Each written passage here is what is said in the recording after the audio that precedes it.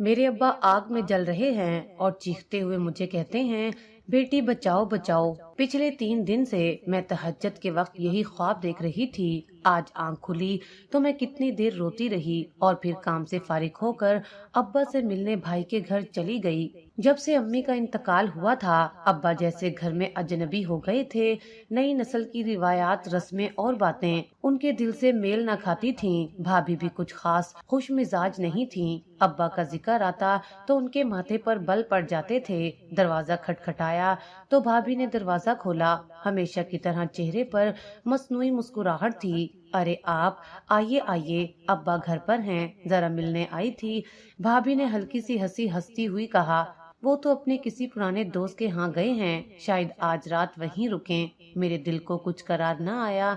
मैं दरवाजे की चौखट पर खड़ी ही रही। कुछ था जो ठीक नहीं लग रहा था। मैंने जाने का इशारा किया ही था कि ऊपर की मंजिल से एक खांसी की मध्यम सी आवाज आई। ये आवाज मेरे लिए अजनबी नहीं थी। बचपन से अब्बा की ये खास किस्म की खांसी मेरे दिल पर नक्श थी। मैं ठटक गई। भाभी ने फौरन कहा, अरे वो तो मोहल्ले वाले अनवर चचा थे, ऊपर वाली छत से आवाज आ रही है। लेकिन मेरे कदम रुकने वाले नहीं थे।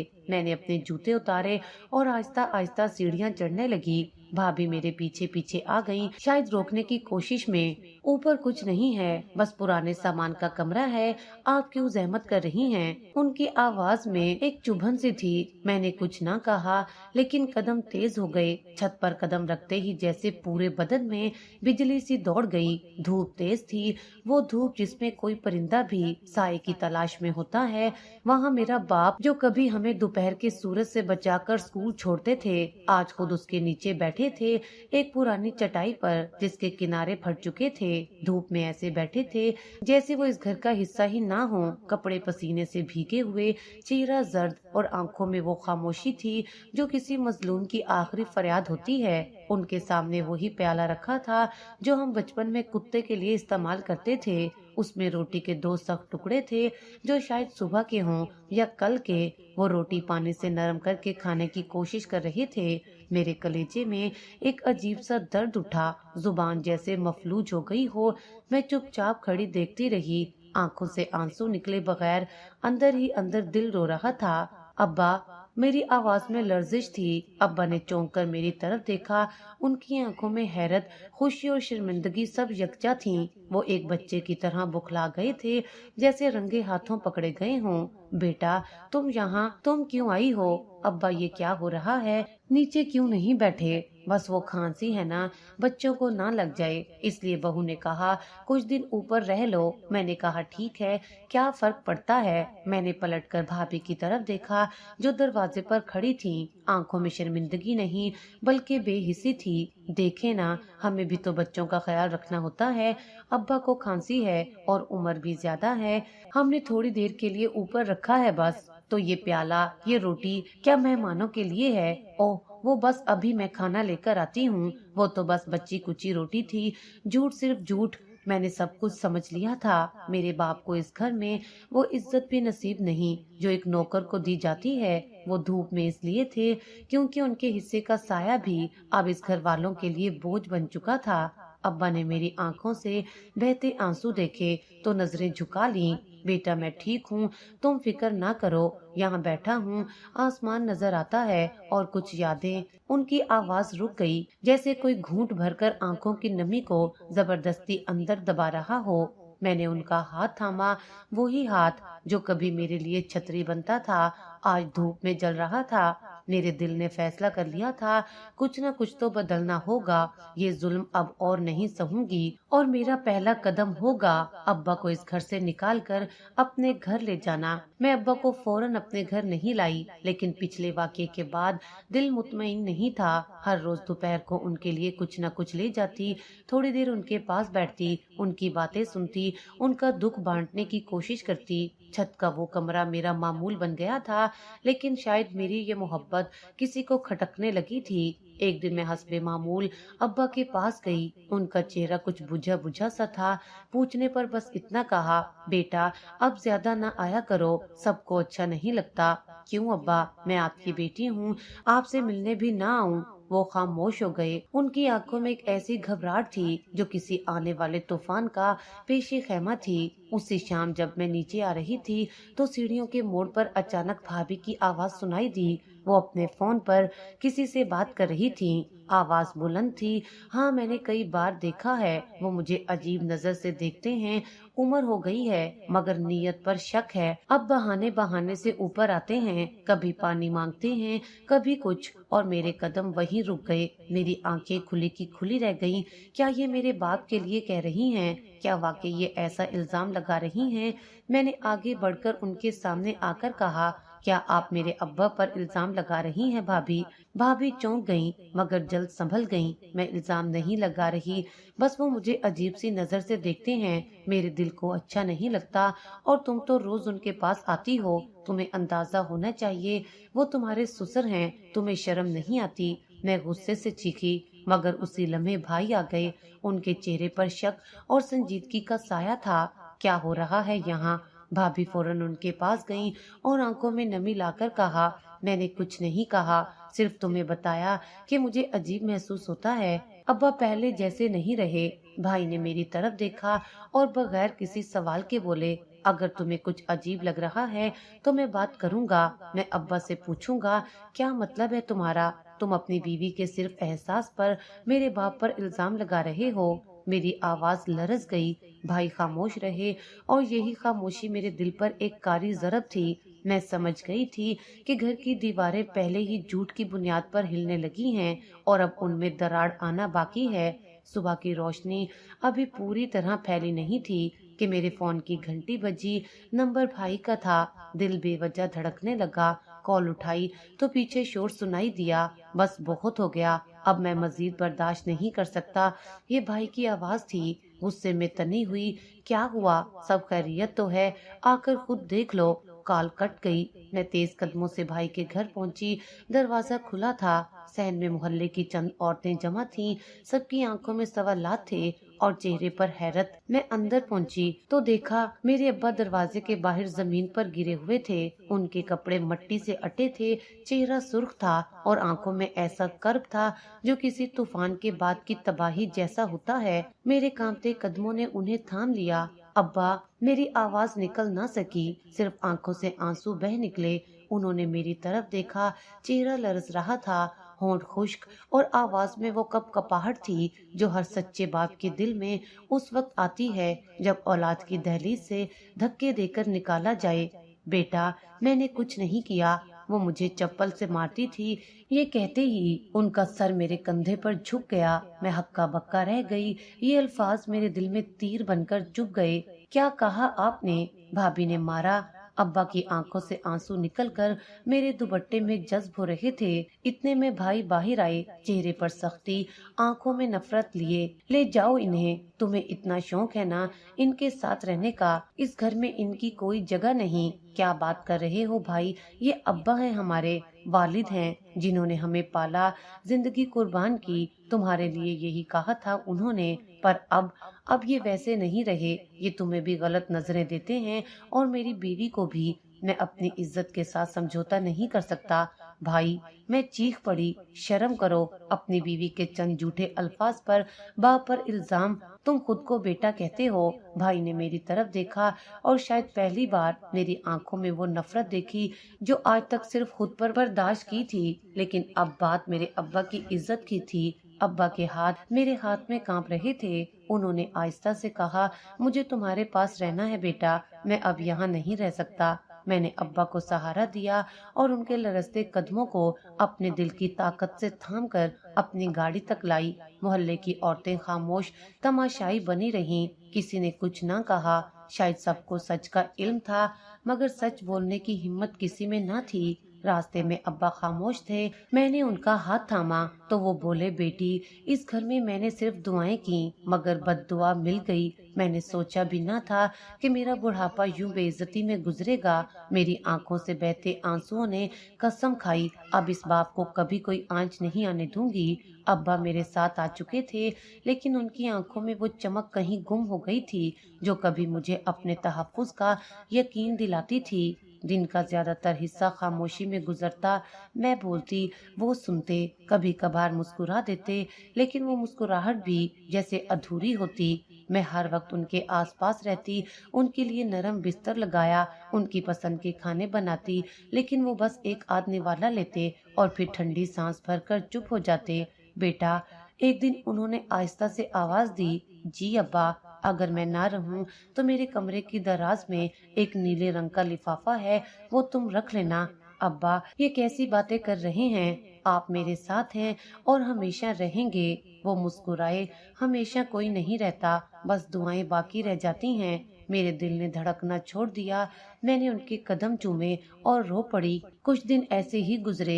एक दिन अचानक अब्बा की तबीयत खराब हो गई, सांस फूलने लगी, हाथ कांपने लगे और चेहरा पसीने से भीग गया। मैं फौरन अस्पताल ले गई। डॉक्टर ने ऑक्सीजन लगाई और कुछ टेस्ट किए। तशखीस हुई कि उनका दिल कमजोर हो चुका है और वक्त अब साथ नहीं दे रहा। मैंने उनका हाथ थामा।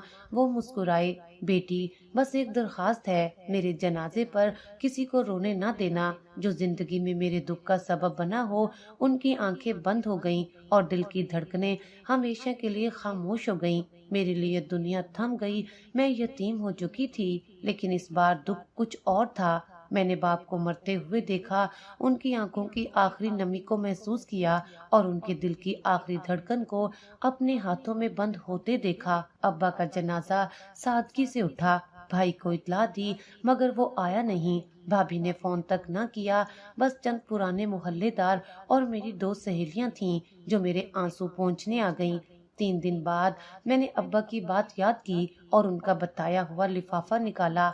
वो नीला लिफाफा एक वसीयत थी। साफ अल्फाज में लिखा था, मैं अब्दुल हफीज वल्द गुलाम रसूल मुकम्मल होशो हवास में अपनी सारी मनकूला गैर मनकूला जायदाद अपनी बेटी के नाम करता हूँ, जो मेरे दुख दर्द में साथ खड़ी रही जब बेटा बेगाना हो गया।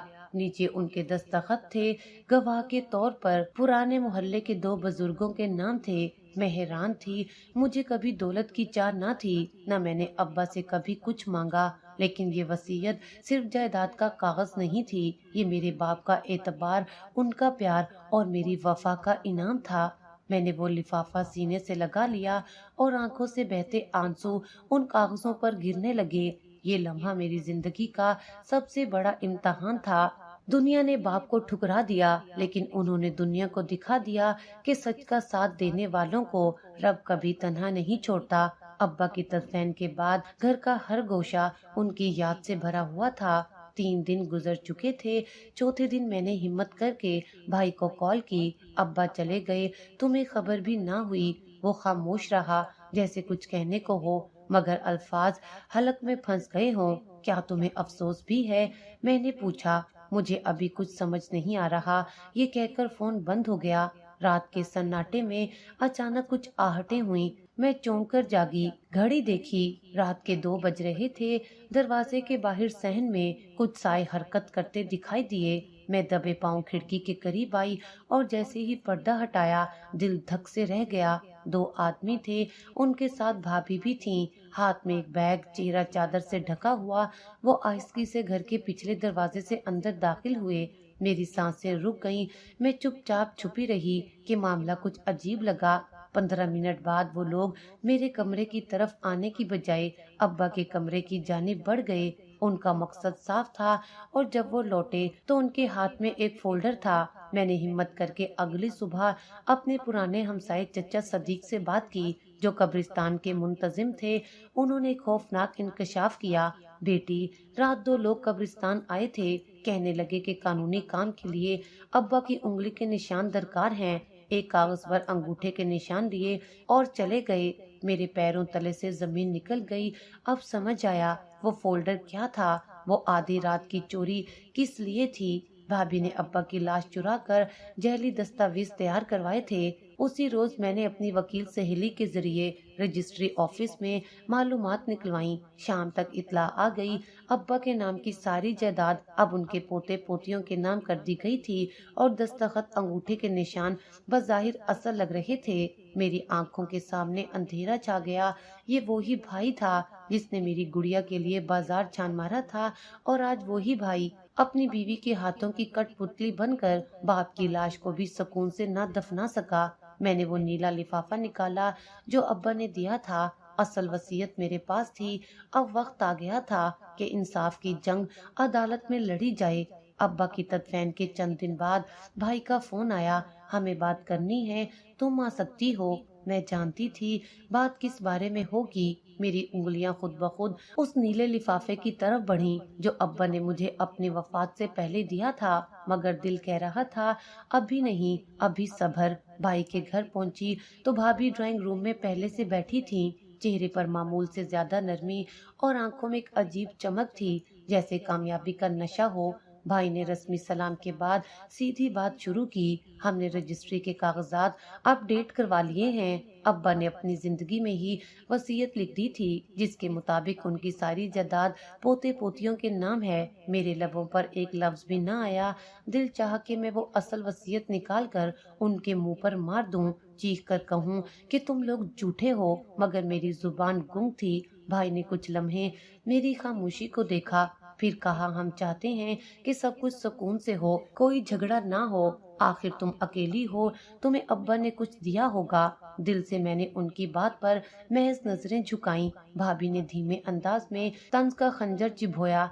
अब्बा भी जानते थे कि बेटे ही नस्ल बढ़ाते हैं, इसलिए उन्होंने बच्चों को हक दिया। मेरे दिल में दर्द की एक लहर उठी, मगर मैं फिर भी खामोश रही।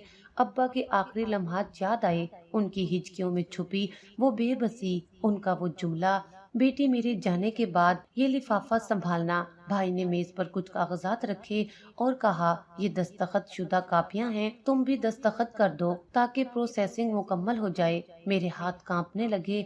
कागजात देखे तो जाली दस्तखत और अंगूठे के निशान नुमाया थे। मैं सब समझ चुकी थी, मगर चेहरे पर कोई तासुर न आने दिया। मैंने दस्तखत ना किए, बस आहिस्तगी से कहा मुझे सोचने दो। भाभी फौरन बोली सोचने की क्या बात है, सब कुछ साफ है, और अगर अब्बा ने तुम्हें कुछ देना होता तो वो भी लिख कर जाते। मैंने नजरें ऊपर उठाकर कहा आपने उनका दिल पढ़ा था, यह वसीयत। ये जुमला कहकर मैं उठी और दरवाजे की तरफ बढ़ गई। घर वापस आई तो आंखों से आंसू रुकने का नाम नहीं ले रहे थे।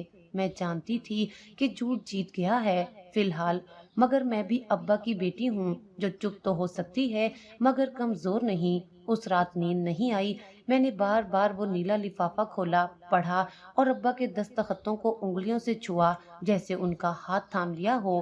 अब अब्बा का इंसाफ सिर्फ वसीयत से नहीं, मेरे अज़म से होगा। 40 दिन बीत चुके थे। अब्बा की जुदाई ने जैसे जिस्म से रूह खींच ली हो। हर दिन उनके बगैर अधूरा सा गुजरता।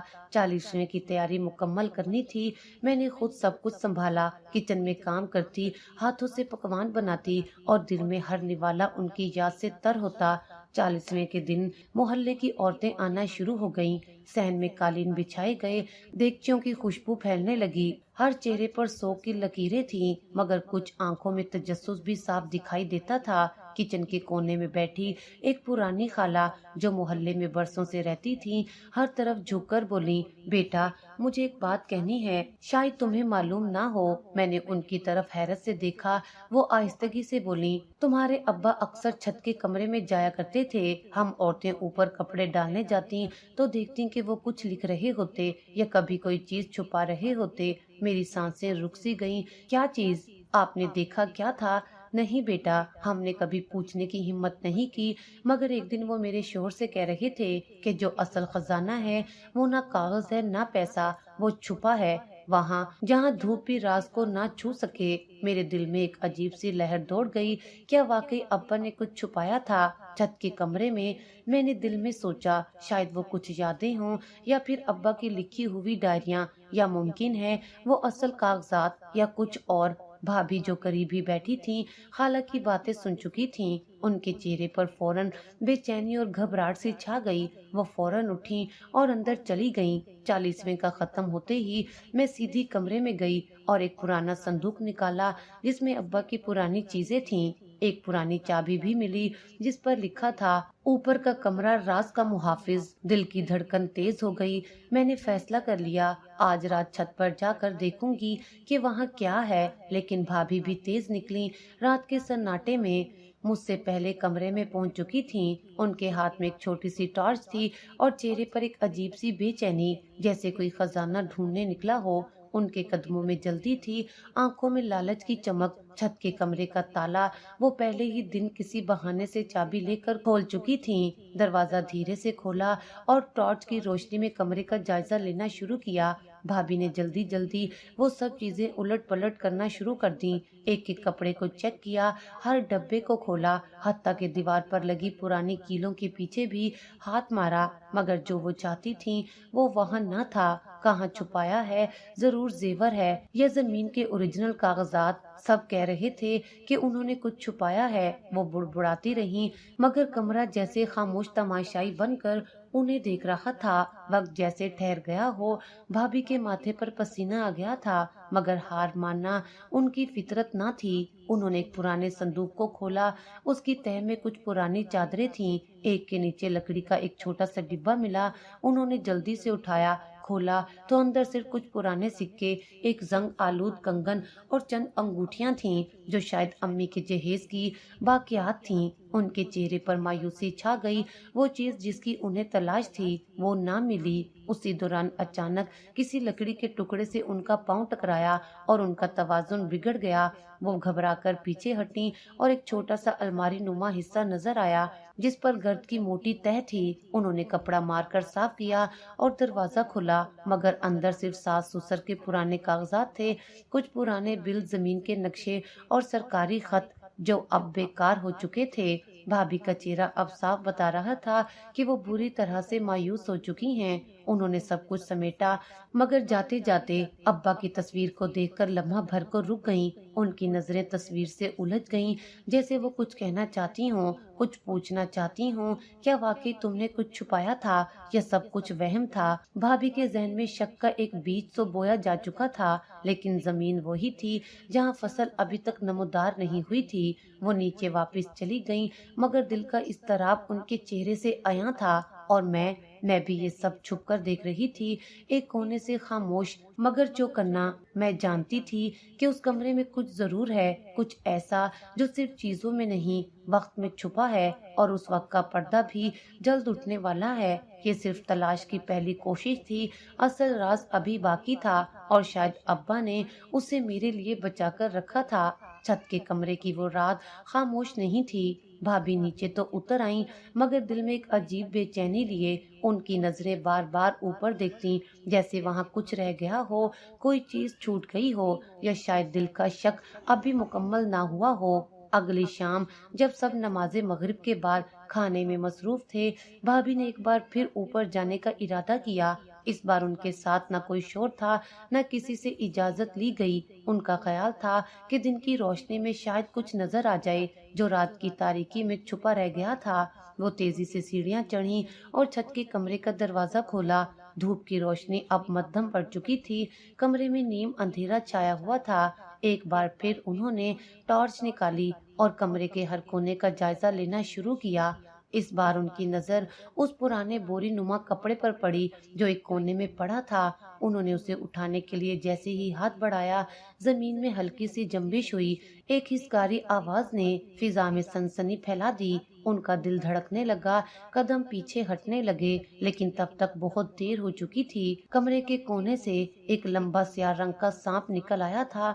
धीरे धीरे उसकी हरकत अब भाभी की तरफ हो रही थी और टॉर्च की रोशनी में उसकी आंखों की चमक साफ दिखाई दे रही थी। भाभी ने चीखने की कोशिश की, लेकिन आवाज गले में फंस गई। वो पीछे हटी, कदम लड़खड़ाए और गिरने से पहले ही सांप उनके पांव पर हमला आवर हो गया। एक शदीद चुभन, एक जलता हुआ दर्द और एक कपकपाती चीख। सांप ने उनके पांव पर डस लिया था।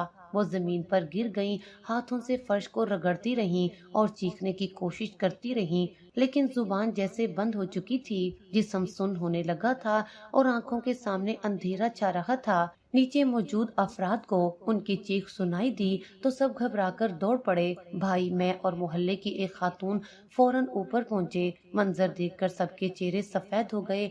भाभी जमीन पर तड़प रही थीं, चेहरा जर्द और सांसें उखड़ी हुई थीं। मैं फौरन पानी लाई और भाई ने एम्बुलेंस के लिए कॉल की। महज 10 मिनट में हम अस्पताल पहुंच चुके थे। मगर डॉक्टर्स का चेहरा बता रहा था कि जहर जिस्म में काफी फैल चुका है। हम पूरी कोशिश कर रहे हैं, लेकिन जहर काफी खतरनाक था। डॉक्टर ने कहा। भाई की आंखों में खौफ छा चुका था। भाभी का हाथ उनके हाथ में था और पहली बार मैंने उनके चेहरे पर सच्ची परेशानी देखी। वो ही भाई जो कभी अपने बाप को घर से निकालने में लम्हा भर ना झिझका, आज अपनी बीवी को तड़पते देखकर टूट रहा था। रात भर हम अस्पताल में रहे। भाभी की हालत बिगड़ती गई।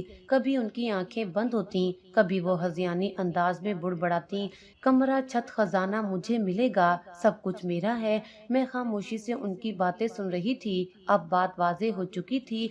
लालच इंसान को कहां से कहां ले जा सकता है। भाभी की हालत बदस्तूर नाजुक थी। डॉक्टर्स ने कहा, अगर जिस्म ने जहर को कबूल ना किया तो ये फालिज में बदल सकता है। मेरे कदम जैसे जमीन में गड़ गए। आंखों के सामने वो लम्हे गुजरने लगे जब अब्बा को उस औरत ने चप्पल से मारा था, और आज वही औरत जमीन पर बेबस माजूरी के दहाने पर थी। कहा जाता है ना, बद्दुआएं सीधी ऊपर जाती हैं और खाली नहीं लौटती। और अब ये हकीकत मेरे सामने जिंदा मिसाल बन चुकी थी। भाभी बिस्तर पर नीम दराज थीं, चेहरे का रंग जर्द, आंखें खुली मगर बेनूर। उनकी एक आंख के कोने से आंसू बह रहा था और जिस्म का दायां हिस्सा बिल्कुल साकित था।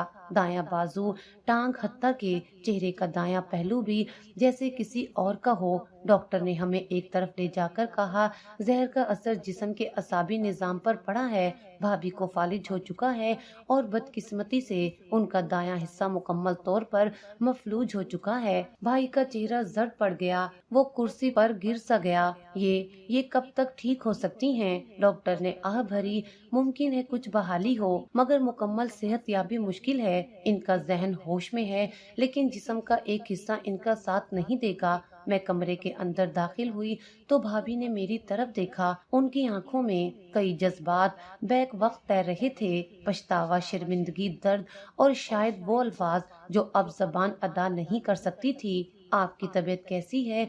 मैंने नरमी से पूछा, मगर जवाब में सिर्फ खामोशी मिली। वो बोलना चाहती थीं, कुछ कहना चाहती थीं, मगर चेहरे का वो हिस्सा हरकत करने से कासिर था। सिर्फ आंखों से आंसू बह रहे थे। मैंने उनके पास बैठकर उनका हाथ थामा। वही हाथ जो कभी मेरे बाप पर उठा था, आज वही हाथ बेहिस पड़ा था। कमरे में मुकम्मल खामोशी छा गई। भाई एक कोने में खड़ा था, नजरें झुकाए, और शायद अंदर ही अंदर टूट रहा था।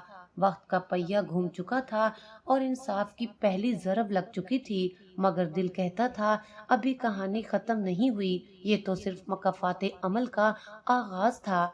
भाभी की बीमारी के बाद घर का माहौल तेजी से बदलने लगा। भाई जो कभी उनके लिए आसमान से तारे तोड़ने को तैयार रहते थे, अब बोझल कदमों से अस्पताल आते और बस रस्मी हाल अहवाल पूछकर चले जाते। चंद हफ्तों बाद भाभी को घर मुंतकिल कर दिया गया, लेकिन वही छत का कमरा जहां कभी अब्बा को धूप में बैठाया गया था, अब भाभी के लिए मखसूस कर दिया गया। उनका बिस्तर एक पुराने पंखे के नीचे लगा दिया गया। वही पुराना प्याला जो अब्बा के वक्त इस्तेमाल होता था, अब उनके सामने रखा गया। सारा दिन वो छत पर खामोशी से लेटी रहती और शाम को घर की मुलाजमा आकर खाने का एक निवाला उनके मुंह में डालती। उनके लबों पर अब कोई आवाज नहीं थी, सिर्फ आंखों की नमी बाकी थी। कुछ दिन बाद एक और खबर ने मेरे दिल को चीर कर रख दिया। भाई ने दूसरी शादी कर ली थी। नई दुल्हन खुश शक्ल, जवान और बोलने में माहिर थी। मोहल्ले भर में बात फैल गई कि भाई को सुख चैन की जिंदगी चाहिए थी और बीमार बीवी के साथ जीना उनके बस की बात नहीं रही थी। भाभी के बच्चे जो कभी उनकी गोद में खेला करते थे, अब नई माँ के रंग में रंगने लगे। बड़ी बेटी ने बात करना छोड़ दिया, बेटा नाराजगी से दूर रहने लगा। नई माँ ने जल्दी घर पर अपनी गिरफ्त मजबूत कर ली और बच्चों को भी भाभी से दूर कर दिया। अक्सर सुना जाता था, अम्मी बीमार हैं, उनसे बदबू आती है, हमें उनके कमरे में नहीं जाना। वही बच्चे जिनके लिए कभी भाभी ने दुनिया से लड़ाई की, आज माँ की बीमारी से शर्मिंदा होकर मुंह छुपाते फिर रहे थे। एक दिन मैं उनके पास गई, उनके बिस्तर के पास बैठकर हाथ थामा तो उन्होंने बामुश्किल आंखें खोली। उनके चेहरे पर कोई शिकवा न था, बस एक वीरानी छाई हुई थी। میں نے نرمی سے کہا، یاد ہے جب آپ نے کہا تھا ابا کی موجودگی بچوں کے لیے خطرہ ہے؟ آج آپ کو ان بچوں سے خطرہ نہیں لگتا؟ وہ نہ بول سکیں، صرف آنکھوں کے کونے سے ایک آنسو بہہ نکلا۔ نئے دنوں کی نئی بیوی اب گھر کی مالکن بن چکی تھی، اور بھابھی اب صرف ایک سایہ تھیں، ایک بوجھ، ایک ایسا وجود جسے سب بھلا دینا چاہتے تھے، مگر میں نہیں بھولی تھی۔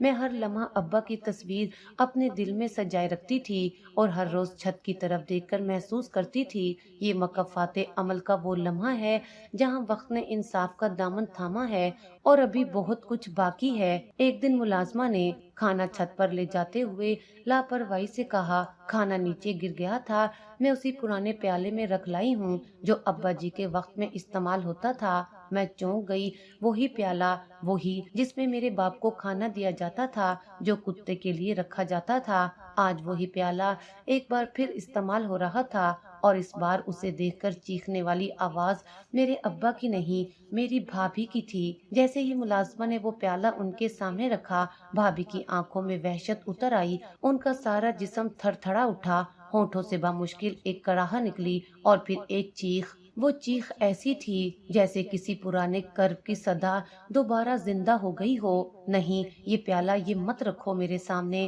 نہیں۔ ان کے الفاظ تو اب بھی مکمل نہ تھے، مگر وہ آواز، وہ کپ کپاتی سرگوشیاں، وہ چیخ، سب کچھ بول رہی تھیں۔ ان کی چیخ سن کر نئی بیوی بھاگتی ہوئی اوپر آئی، بچوں نے کانوں میں انگلیاں ڈالیں۔ بھائی نے ایک لمحہ سوچا، پھر آسمان کی طرف دیکھ کر آہستہ سے کہا، یہی پیالہ کبھی ابا کے سامنے رکھا تھا۔ نئی بیوی نے بے حسی سے کہا، وہ تو مرد تھے، برداشت کر لیتے تھے، یہ تو عورت ہے، اسے اتنی تکلیف کیوں؟ میں خاموش تھی، مگر میرے اندر چیخیں گونج رہی تھیں، وہی گونج جو ابا کی خاموشی میں تھی، وہی چیخیں جو وہ دبا کر سہ گئے تھے، آج وہی چیخیں بھابھی کی آواز بن گئی تھیں۔ میں چھت پر پہنچی، ان کے قریب جا کر بیٹھ گئی۔ انہوں نے میری طرف دیکھا، آنکھوں میں درد کی لہر تھی، جو شاید معافی مانگنا چاہتی تھیں، یا شاید انصاف کی منتظر تھیں۔ یہی پیالہ تھا نا جس پر آپ ہنستی تھیں؟ ان کی آنکھوں سے دو آنسو بہہ کر تکیے میں جذب ہو گئے۔ میں نے پیالہ اٹھا کر دور پھینک دیا، اور ایک نئی پلیٹ میں کھانا رکھ کر ان کے سامنے رکھا۔ مجھے میرے ابا کی توہین برداشت نہیں تھی، اور نہ ہی کسی اور کا درد، لیکن یہ وقت کا انصاف ہے جو ہر کسی کے دروازے پر آتا ہے پیالہ لیے۔ بس چہرے بدلتے ہیں۔ وہ مجھے دیکھتی رہیں، شاید دل میں کچھ ٹوٹا یا کچھ جڑا، مگر اب وقت صرف خاموشی میں بول رہا تھا، اور وہ چیخ، وہ ابھی تک چھت کی دیواروں میں گونج رہی تھی۔ چھت سے نیچے اتری تو دل پر عجیب سا بوجھ تھا، سانس جیسے رک رک کر چل رہی تھی، ہر قدم ایسا لگ رہا تھا جیسے کسی اندیکھے بوجھ کو اٹھائے ہوئے ہوں۔ کمرے میں داخل ہو کر ابا کی تصویر کے سامنے بیٹھ گئی، وہی تصویر جو ان کی وفات کے بعد میں نے اپنے بیڈ کے قریب رکھ دی تھی۔ تصویر میں ان کا مسکراتا چہرہ دیکھ کر میری آنکھوں سے ایک خاموش آنسو بہہ نکلا۔ میں نے چپ چاپ ہاتھ اٹھائے اور دل ہی دل میں کہا، یا اللہ، میرے ابا کا انتقام ہو گیا۔ یہ بد دعا نہیں تھی، ایک درد بھرا اعتراف تھا، ایک اذیت کے بعد کی راحت تھی۔ میں جانتی تھی بد دعا دینے کی اجازت ہمیں نہیں، مگر جس نے ظلم سہا ہو اس کی خاموشی بھی کبھی کبھار بد دعا بن جاتی ہے، اور ابا کی خاموشی ان کی سب سے بڑی فریاد تھی۔ میں نے ابا کی تصویر کو چھوا جیسے ان کی پیشانی کو چوم رہی ہوں، اور دھیرے سے کہا، ابا، میں نے آپ کا حق لے لیا، آپ کی عزت بچائی، آپ کا نام پاک رکھا، اب آپ سکون سے سو سکتے ہیں۔ اسی لمحے کھڑکی سے ٹھنڈی ہوا کا ایک جھونکا آیا، جیسے ابا کی دعا میرے ارد گرد بکھر گئی ہو۔ کمرے میں ایک غیر محسوس سی خوشبو پھیل گئی، اور ایک لمحے کو ایسے لگا جیسے کوئی میرا سر تھپ تھپا رہا ہو، جیسے کہنے والا ہو، بیٹی تو نے میرا مان رکھ لیا۔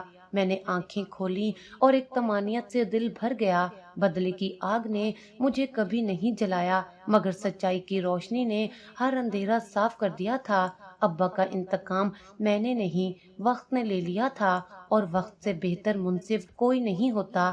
اب اس کہانی کا نیا موڑ آنے والا تھا، کیونکہ انصاف مکمل ہونے کے بعد بھی کبھی کچھ ختم نہیں ہوتا، کچھ اور باقی رہ جاتا ہے، کہیں نہ کہیں، کسی نہ کسی دل میں۔ چھت کے سنسان کمرے میں زندگی اب آہستہ آہستہ موت سے زیادہ بے حس ہو چکی تھی۔ بھابھی کا جسم پہلے ہی فالج کی مار سہ چکا تھا، अब जहन भी साथ छोड़ने लगा था।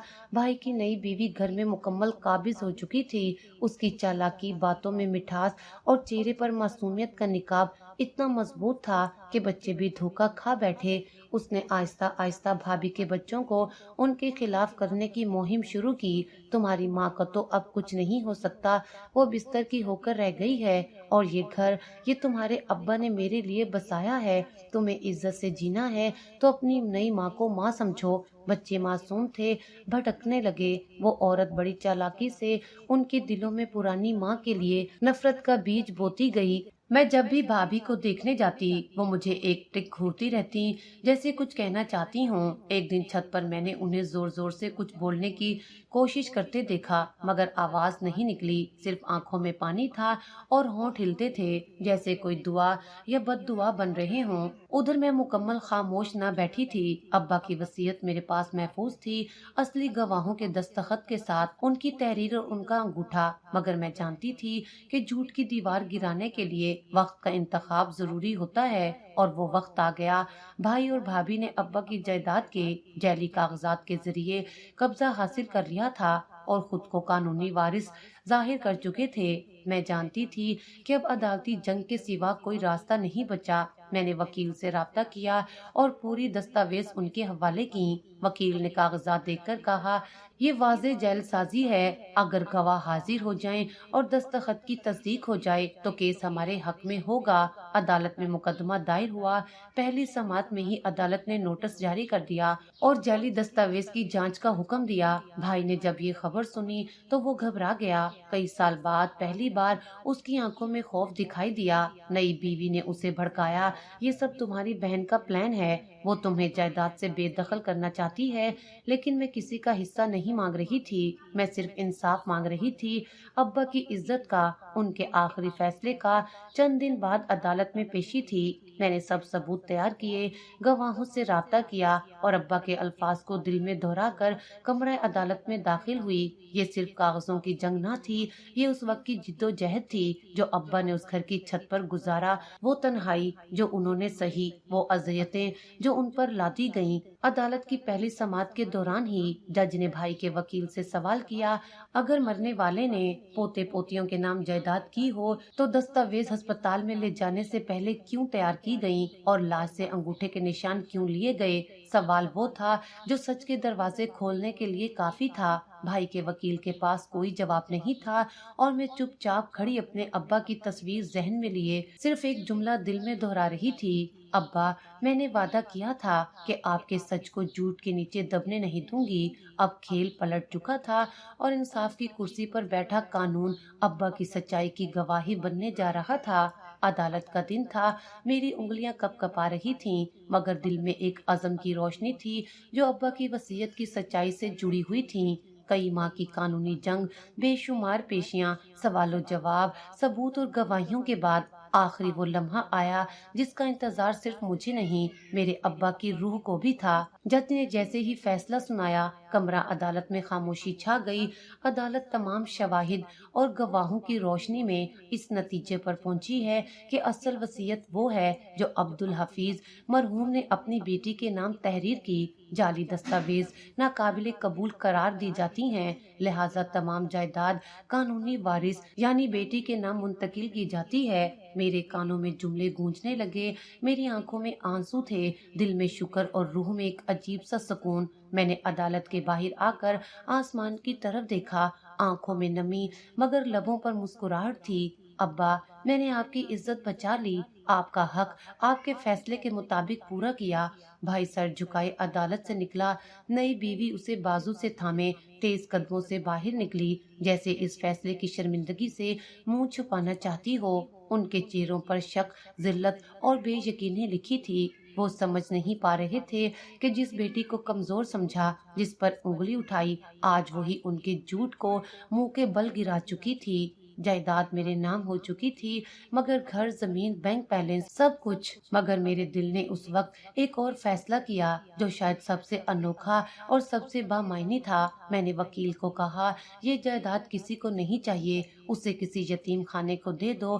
وہ حیران ہوا، آپ کو اندازہ ہے کہ یہ کتنی بڑی رقم ہے؟ میں نے دھیرے سے جواب دیا، مجھے صرف یہ اندازہ ہے کہ میرے ابا نے ساری زندگی دوسروں کے لیے جیا۔ میں چاہتی ہوں کہ ان کا ثواب ان کے بچوں کو ملے جن کے پاس باپ کا سایہ نہیں۔ کچھ دنوں میں ساری پراپرٹی ایک معروف یتیم خانے کے نام ہو گئی، اور جب پہلی بار میں اس یتیم خانے کے بچوں سے ملی تو ان کے چمکتے چہرے دیکھ کر میرے دل میں ایسا سکون اترا جو دنیا کی کسی دولت سے نہیں مل سکتا تھا۔ میں نے ابا کی ایک تصویر وہاں دیوار پر لگوائی اور تصویر کے نیچے لکھوایا، یہ گھر ان بچوں کے لیے ہے جن کے ابا نہیں مگر دعائیں دینے والی مائیں اور بہنیں ہوں۔ ادھر بھائی کا حال دن بدن بگڑتا گیا۔ وہ جو غرور میں چور تھا آج شرمندگی کی چادر اوڑے چھپتا پھر رہا تھا۔